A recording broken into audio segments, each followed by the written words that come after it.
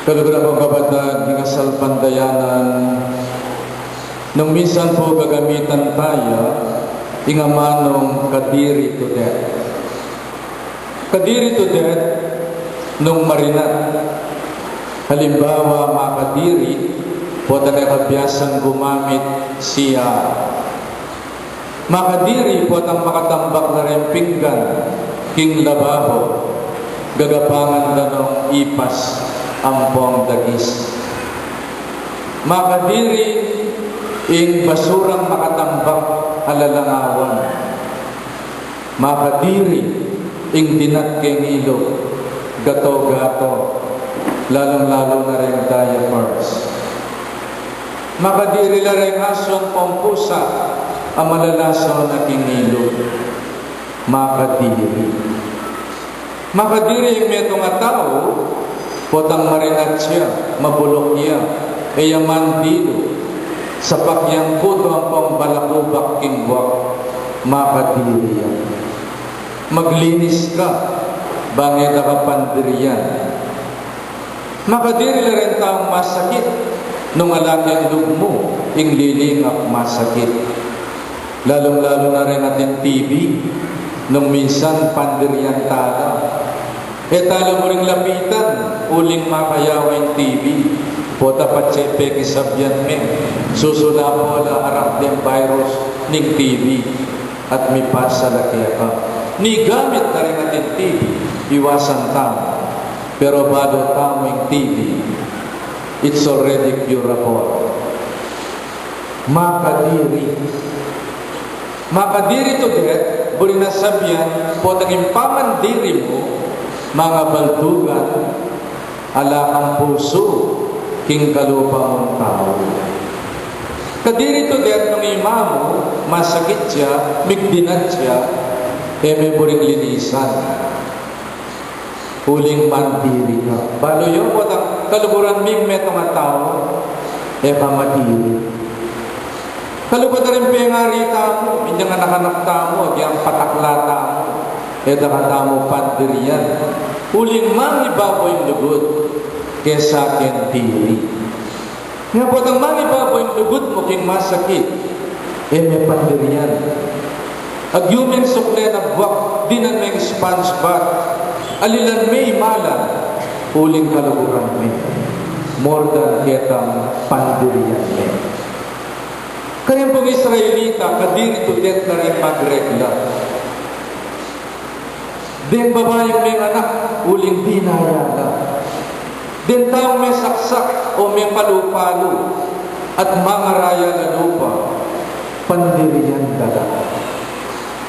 Ngayon po ka rin Israelita, karing ng community gathering, kawani na rin babae, karing lalaki, at yung kurtinang mamilatan, ulin po ta ka rin babae at yung magregla, marinatla, pandiriyan dala.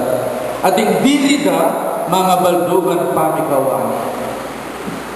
Ngayon yung babae kayo ng gaspar reading tamo, labing at duwayang banwang dadaya. Mag-hemorrhage, magregla, at ulinita pandiriyan din. Tatabi deli-lele in community gathering, masakit itaking babae. Masakit uling dadayaya, makalambot siya. Ikuha na pang may kisaksakan ka rin tao, bistat man mamalambot siya, bangatala niya mulay laya ng Ginoo. It was the power of faith that moved her para makisaksakan at alangin Ginoo. At yung tila ng Ginoo niya, kuryan niya mabilo ka katawan, ginayap niya because of the power of her faith. The power of touch, niyang tala ng Ginoo, tila niya ng Ginoo yung kalatuan. Ingmaya ka mas doon malugod, karin kayang tupa, masakit, pepakayaman ng babae, mayayaga sa daya for 12 years. Can we imagine the pain in the heart of this woman of being rejected? Masakit na binimpan ng gawana, masakit siya pa yung bulsa. Uling ka lang nilaga sa 12 years, miminimpiban siya ka, masakit ito. Makapangalambuti ka ng pera, tinipon ka. Karas ng old age mo, den perang tinipon mo, may puntala ng pangulo.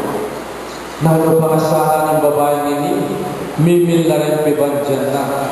At the point nung luka rin, she tried every means para humayap niya. Ala niya nga karapating medisina kaya, niya may nalig niya ng Jesus. He cling to the power of Christ. Bangkit na humayap niya. The power of touch. Hinayap niya. Telaning Ginoo, hinayap niya. Telan kayo imana ng Virgen de los Remedios, may manakayag sigo king Amerika.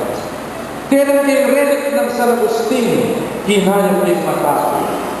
The power of touch, accompanied by love and with faith. Nung ikay may kalaguran ni Mama po ang masakit sa patantal ng me, ating kayabi bat-bat ang pampamang gigil. Pero ang kalaguran ni asawa mo po yung Mama po ang masakit siya, tanan me mimnong care and lugot. Kinasanang pakakalalit, manang daman. Pero nung may kalaguran ni masakit, pamatbat me, makalumos siya. The power of love. The healing power of love through the power of touch. And so, my dear brothers and sisters, nang kinayap yung babae, balo na ng Ginoo, power has gone out of him.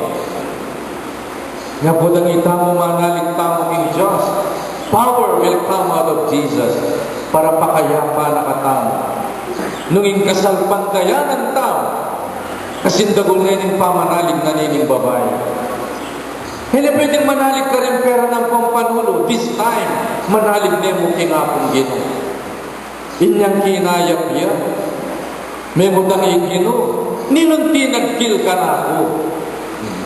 Sabihan ng dere ka agad. Lord, makatula na kaman. Karakal na rin taong tatagkil kaya ka, utang mo nung ninong tinagkil kaya ka. Power has gone out of me nga na ng Ginoo at inyang purpose ng Ginoo. The Lord wants the woman to come out, to identify herself in the midst of the crowd who rejected her for 12 years. The Lord wants her to come out. At inimbabayan ni gagalgal niya. Pinamdaman na kinayap niya, Ginoo, ako po yung pinagkilkya kayo. At kewa ng Jesus nita. Why did the Lord put this woman on the spot when so many people are touching him? Because he wants to tell the community, from this time on, this woman is completely healed. E yun ay dapat pandiriyan. Tanggapan niya. And a new life is given to the woman. Bali po, we all need group support and love support. And number 12 is the number of family, community, a nation. Pero yung kabut pamilya, nung a loving family, a supportive family that can bring you back to life, that can energize you and refresh you when you are down, that can heal you when you have problem and you are sick. O yan yung number 12. Labing adwayang banwang mamamati, ining babaeng ini, kinuli na mo ning mayayagas siya daya. But because she is rejected and not accepted within the community. And the Lord pulled her out from that coffin of death and solitude. Now, from solitude to communion, pwede yunental na ning babaeng ini, makadiri. Pwede nang magyabik yung family meal, hindi dadaya. Pwede nang pagyabik yung community celebration, bangketa, pumabiya pang lago. And the sequel of the story is the raising of the daughter of Jairus. A 12-year-old girl. Can you see the similarity? 12 years old and 12 years of hemorrhage. Hining babae hining dalaginding ni binyaya na ining Ginoo. This daughter, ining dalaginding, is at the threshold of her teen years and one of the best years of our life, our teenage life. At yan na po rin Ginoo, maudlot, ing tula ng dalaginding na ini, kinlegwan at saya, ning bina ng kayanakan. Binyaya niya. Pero ng binyaya niya, mind you, Pepalwala na rin da ka na tao, makagulo na kayo mo. Ikay managas ka pa kayo kaya?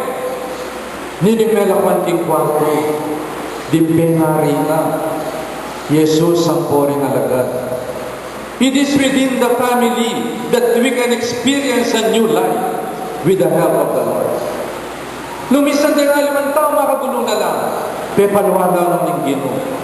Maliban mo ka rin pengari ng poking at karing alagad. It is in the intimacy of love, support within the family with the help of God that we can rise up to a new life. Biyayan tala. Ding members na ng family tao who are rejected. Kulang kayong lingap, kulang kayong agod, kulang kayong kao lapis ang panguma. Let them experience the power of love, the power of faith, the power of prayer, the power of love support and group support, so that they will live again and enjoy a new life with one another. Talarata.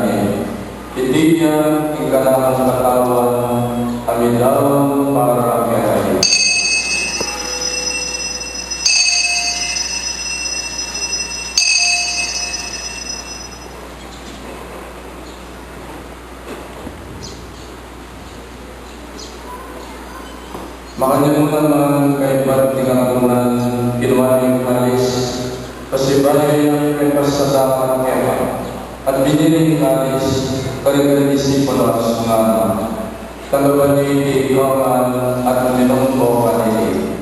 Hindi kalis ning kanakong daya daya ng bayo at alangang pangtipan kami bubuo para kayo at para maring sakdang tao bangkit ang patawaran ng kasatanan.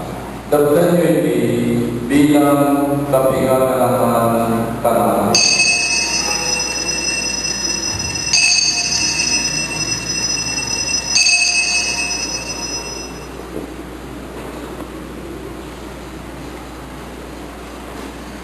Ipasya kayang stereo ng kasat panalaya